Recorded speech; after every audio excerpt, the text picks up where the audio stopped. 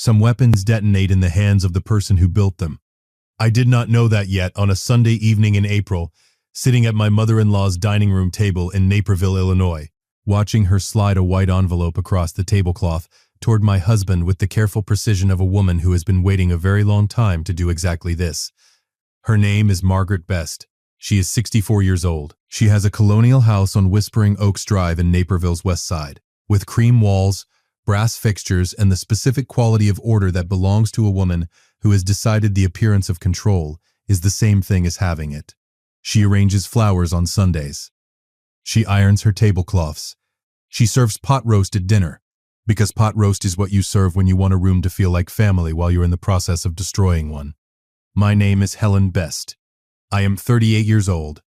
I grew up in Wheaton, about 10 miles east of Naperville, in a house that was warm and loud and imperfect in all the ways that houses with real families in them tend to be. I married David Best in June of 2019 in a ceremony at the Morton Arboretum that my mother still has framed on her living room wall. David is 39. He is a structural engineer with a firm on Deal Road. He is the kind of man who fixes things that are broken without being asked and then never mentions that he fixed them. Our daughter Lily was born in March of 2022. She is 3 years old. She has David's dark eyes and my tendency to narrate everything she is doing out loud, which David says is the most Helen thing imaginable, and which I consider a gift. Margaret has never fully agreed that Lily looks like David. I noticed this early. The way her eyes moved over Lily at family gatherings, that brief inventory she ran, the slight pause before she said something complimentary about the baby that always felt like a compliment that had been edited from something else. I filed it. I did not examine it too closely, because examining things too closely in the early years of a marriage to a man whose mother has opinions is a way of making yourself miserable before anything has actually happened. Then things actually happened. The first thing that happened was a comment Margaret made at Lily's second birthday party in March of 2024. We were in the backyard of our house in Lisle, the town just east of Naperville, where David and I bought a 3-bedroom split level in 2021, and Lily was eating cake with the focused intensity of a 2-year-old who has recently discovered that cake is one of the great facts of existence. Margaret crouched down beside her, looked at her face, then looked up at me and said, "She doesn't really look like either side, does she?" It was not a question. I said, "She looks like herself. She's 2. Margaret smiled. Of course. She stood up and went back to the food table. David had not heard it. I did not repeat it to him that evening because I had learned in 5 years of marriage that repeating Margaret's comments to David required a specific kind of energy. The energy of a woman who is prepared to defend both the accuracy of her recollection and the reasonableness of her interpretation simultaneously, while her husband loves both of them and does not want to be in the middle. I wrote it down when I got home. Date, time, exact wording. My attorney, a woman named Carol, who had handled our closing documents in 2021, and whom I had called in early 2024 after Margaret made a veiled comment about what happens to children when marriages don't work out, had advised me to document incidents, not because anything was imminent, because documentation is the difference between a story and a record. I kept the record in a green binder in the bottom drawer of my desk, in the home office. I did not know yet how much it would matter, or how little it would ultimately need to be used.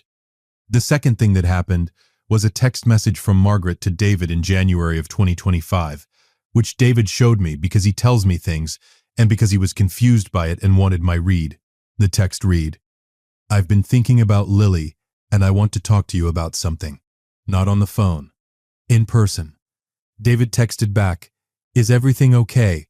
Margaret, it will be. I just want to make sure you have all the information you need." David came to the kitchen where I was making dinner and showed me his phone, with the expression he uses when something is bothering him, and he has not yet found the right language for it.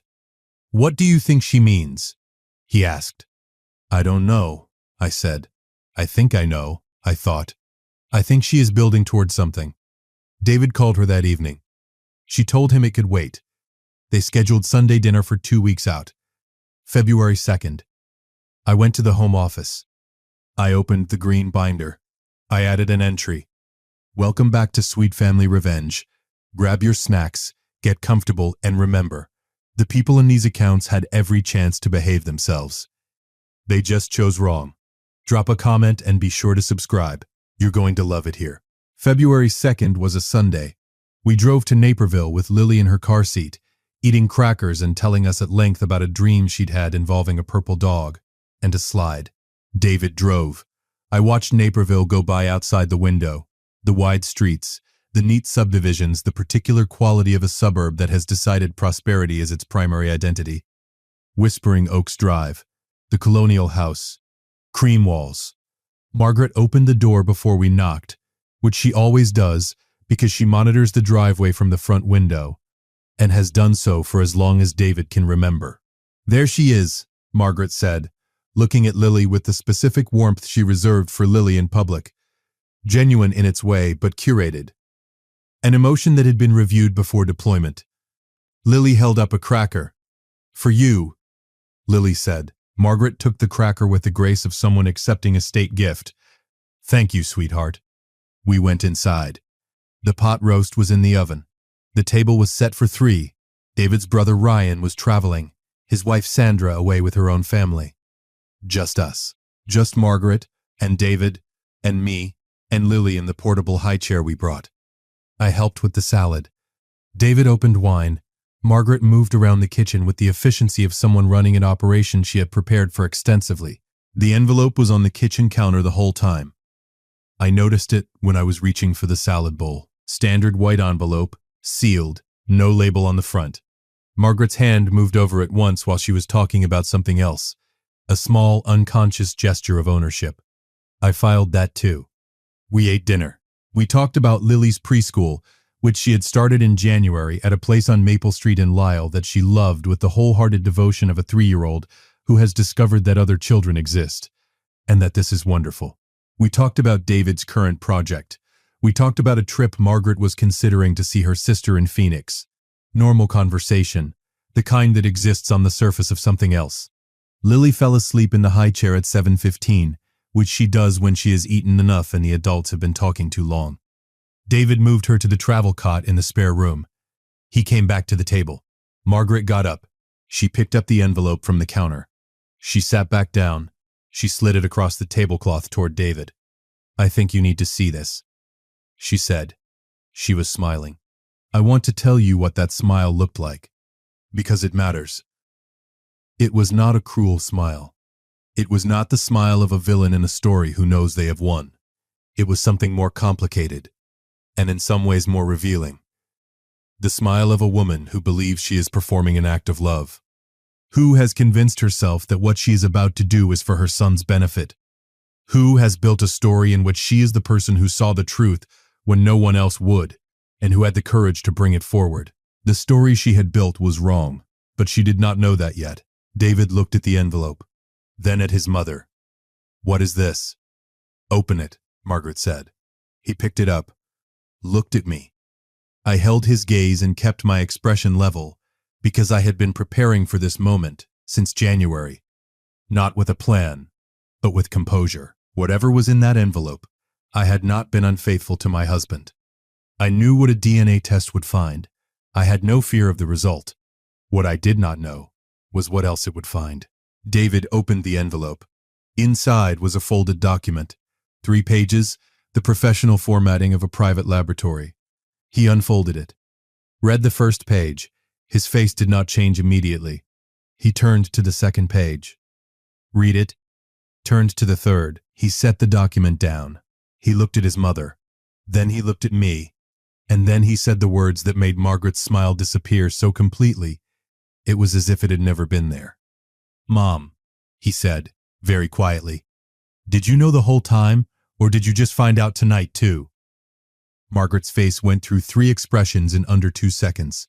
Confusion first, genuine, unperformed. She had been expecting a different scene. She had scripted this moment as a revelation about me, and David's first words had not followed the script at all. Then something else moved across her face, a flash of something that was not confusion, that arrived and departed so quickly, I would not have caught it if I had not been watching carefully. Recognition. The flash of a person who has just understood that the ground has shifted. Then, fear. She reached for the document. David put his hand flat on it. "Don't," he said. He was still very quiet. That is the thing about David that Margaret had always underestimated. She mistook his evenness for passivity. She had spent 39 years reading his calmness as absence of conviction. She was reading it wrong. His calmness is not absence, it is depth. The quieter David gets, the more completely he has understood a situation. He had understood this one. "David," Margaret started. "The test confirms Lily is my daughter," he said. He looked at me. 100%, the markers are exact. "I know," I told him. He picked up the document, read from the 3rd page. It also ran a broader panel, standard for this type of test when multiple family members submit samples. He looked at his mother. "You submitted your own sample. For comparison." Margaret said nothing. "You and I share 0 biological markers," David said. 0. The lab flagged it automatically. He set the document down. The note on page 3 says, and I'm reading this directly, "We recommend the client consult with a genetic counselor regarding the unexpected finding of non-paternity or non-maternity in the family comparison panel." The dining room was completely silent. Outside, a car went by on Whispering Oaks Drive. The oven ticked as it cooled. "Non-maternity," David said. "That's the word they used." Margaret's hand was on the tablecloth. Her fingers had gone white at the knuckles. "How long have you known?" David asked. She did not answer. "Mom." Not angry. Something more devastating than anger. A question asked by a man who has just discovered that his entire understanding of his own history requires revision, and who needs one true thing to hold on to. "How long?" "David, how long have you known I was adopted?" The word landed in the room and stayed there. Margaret closed her eyes. She had known since 2019. That is what she told us. Eventually, after 20 minutes of conversation that moved through her initial deflections and into something honest, the specific honesty of a person who has been carrying a secret so long that when it finally comes out, there is relief mixed in with the devastation. David's father, Robert, had told her everything in the spring of 2019, 6 months before he died of a cardiac event in October of that year. He had made her promise not to tell David. He had written a letter to be held by their family attorney, a man named Paul on Chicago Avenue in Naperville, to be released only if David ever asked directly about his biological origins, or if a situation arose that made disclosure unavoidable. The letter was still with Paul. It had been there for 6 years. Margaret had honored Robert's wishes. And then, in her conviction that I had betrayed her son, she had run a DNA test that she believed would expose me, never considering that the broader family panel she included herself in would expose the secret she had been keeping for 6 years. Instead, "I was trying to protect him," she said. David looked at her for a long time. "From what?" he asked. She didn't have a good answer, and I think in that moment, watching her search for one and come up empty, she understood for the first time what she had actually been protecting. Not David, the version of the family she had built in her own mind. The story in which she was the mother, unconditionally, without asterisks. A story she had tried to defend by attacking mine. "You ran a DNA test on my daughter," David said, "on a 3-year-old. Without asking me, without asking Helen. Because you decided, on your own, with no evidence, that Helen had been unfaithful." Margaret looked at the tablecloth.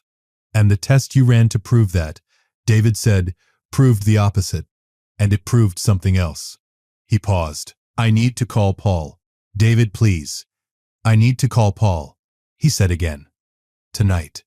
He stood up. He walked to the living room. I heard him on the phone. I sat at the table with Margaret. She looked at me. The first time all evening she had looked at me without the architecture of her plan holding her expression in place. Without the smile. Without the certainty. "I was wrong about you," she said. "Yes," I told her. "I should have." "Yes," I said again. Not cruelly. Simply. She nodded. She looked at her hands. From the spare room, I heard Lily make the small sound she makes when she is cycling through a sleep transition. A brief murmur, then quiet again, completely unaware of what the adults in the next room had just done to each other and to themselves. Paul answered on the second ring. He had been Robert's attorney for 22 years, and he had held that letter for 6 of them. When David told him what had happened, the DNA test, the results, the conversation, Paul was quiet for a moment. "I've been expecting this call," he said. "Not like this, but I've been expecting it. Can I come tonight?" David asked. "Come tomorrow morning," Paul said. 9 o'clock. Bring Helen if you want to." David came back to the dining room. He looked at his mother. "I'm going to Paul's office tomorrow. You should know that." Margaret nodded. She looked small in a way I had never seen her look before, not diminished, but reduced to something true. The performance of control had dropped away, and what was left was a 64-year-old woman sitting at her own dining room table, surrounded by the consequences of a decision she had made, in the certainty that she was protecting something, and which had instead dismantled the thing she was trying to protect. We took Lily home. The drive back to Lyle was quiet, not the hostile quiet of a crisis, the working quiet of 2 people who have absorbed something large and are processing it in parallel. Lily slept in her car seat. The streetlights on Route 53 moved past the windows in their regular intervals. "Are you okay?" I asked. "No," David said. "Not yet." He drove for a moment. "Are you?" "I'm angry," I told him. "Not at you." "I know." He reached over and took my hand without looking away from the road. "I'm sorry she did that to you. To Lily. She did it to herself," I said. He squeezed my hand. "Yeah."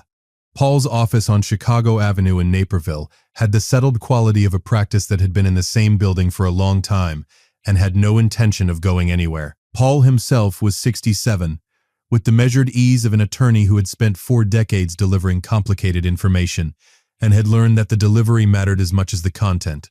He poured coffee. He placed the letter on the desk between us. It was a standard white envelope, sealed, Robert's handwriting on the front. "For David, when the time comes." David picked it up, held it for a moment. "Do you want to read it here?" Paul asked. "Yes," David said. He opened it. I watched his face while he read. He read it the way he reads everything that matters, completely, without rushing, going back twice to sections that required it. The letter was 4 pages. It took him 11 minutes. When he finished, he folded it carefully and put it back in the envelope. "They found me through a Catholic adoption agency," he said. "St. Vincent's, Chicago, 1986. He looked at Paul. "My biological mother was 19. She named me Thomas before she surrendered me." "Yes," Paul said. "Robert knew her name." David looked at the envelope. "He said he wanted to tell me. He said he tried 3 times and couldn't find the right moment." A pause, and then there wasn't a right moment left. The office was quiet. "He said he was proud of me," David said. His voice had the quality of someone reporting a fact they are still deciding what to do with. "He said being my father was the best thing he ever did. I believed it before I read it, and I believe it now." He stood up, shook Paul's hand.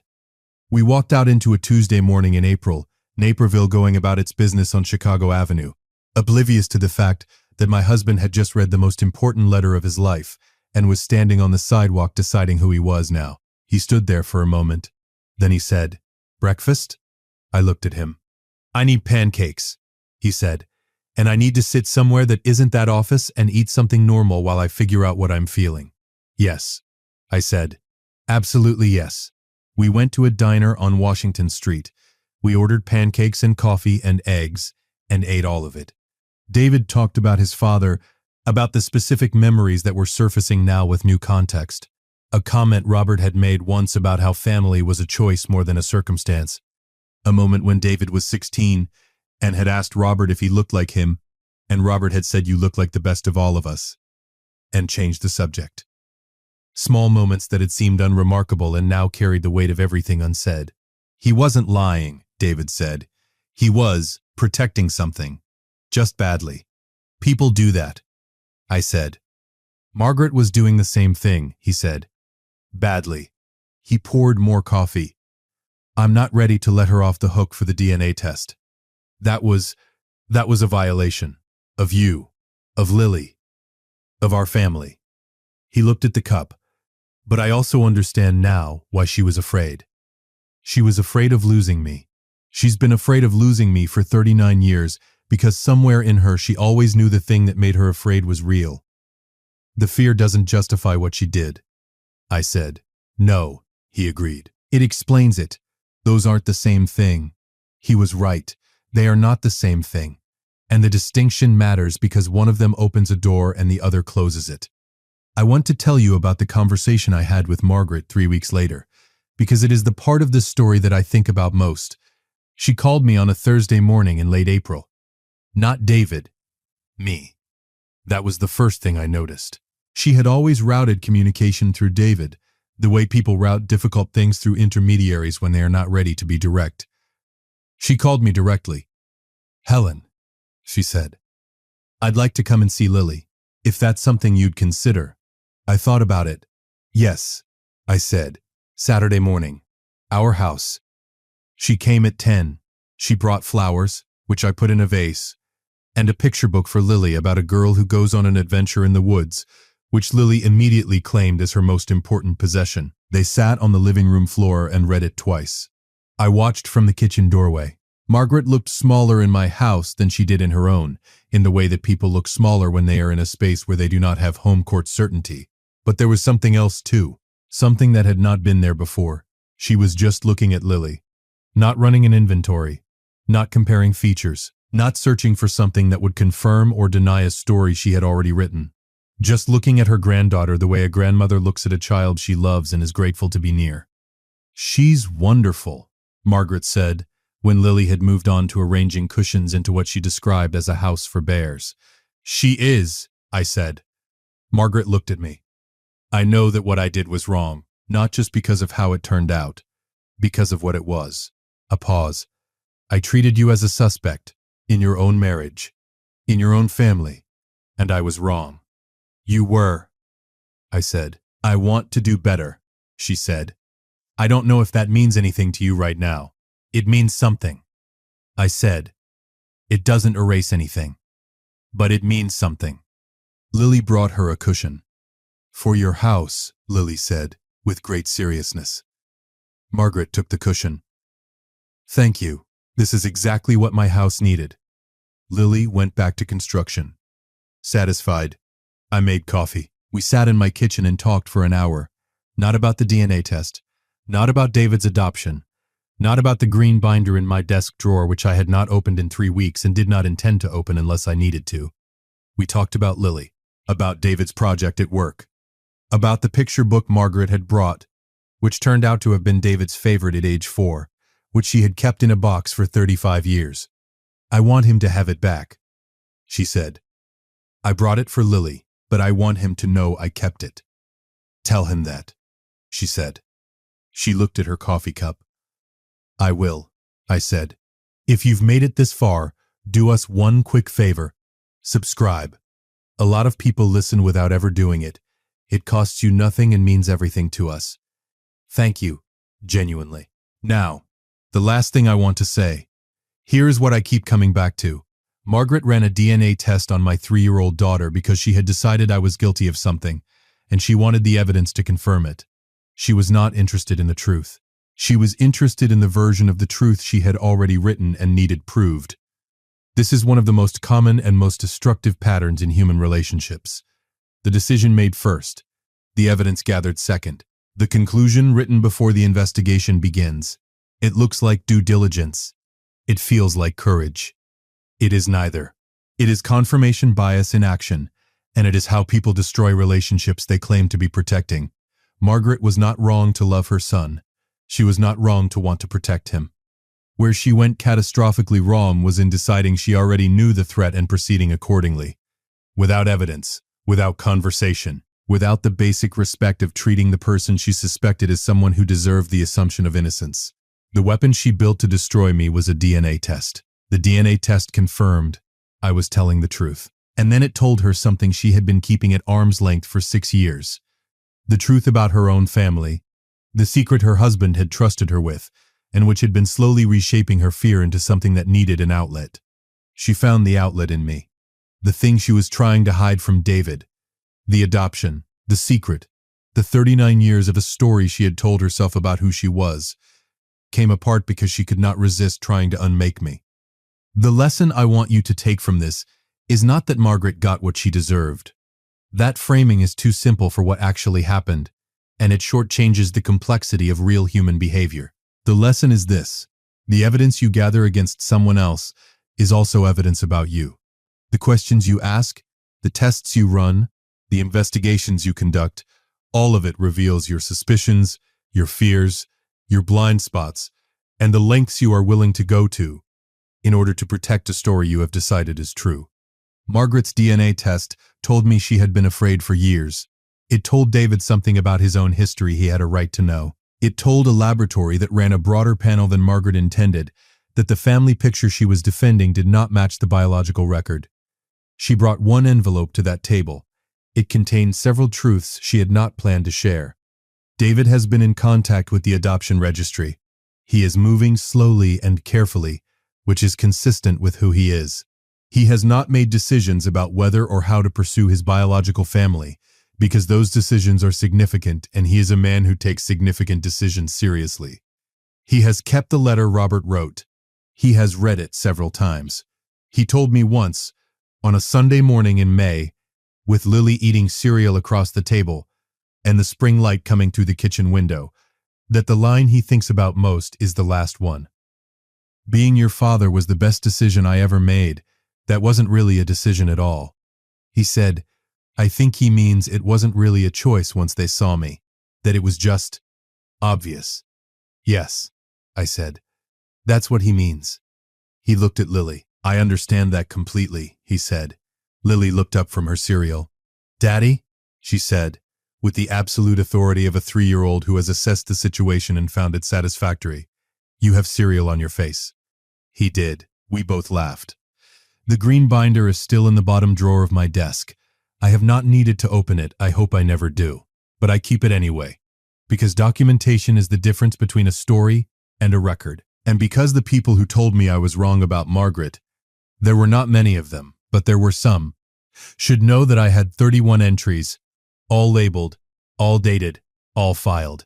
I did not need a single one of them. The test she ran said everything that needed to be said. If you liked this story, join our community by hitting that like button and subscribing for more family-centered accounts like this.